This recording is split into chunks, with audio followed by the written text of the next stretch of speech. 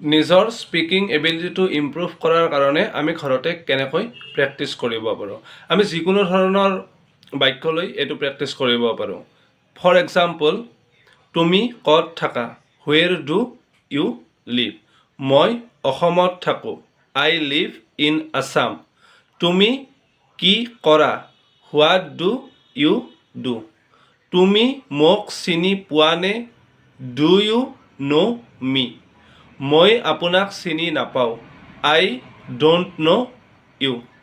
তোমাৰ দেউতা কি কৰে? What is your father? মই নাজানো। I don't know'. মই জানো। I know'. তুমি মোক চিনি পোৱানে?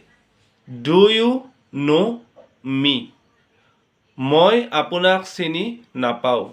আই ডোণ্ট ন' ইউ।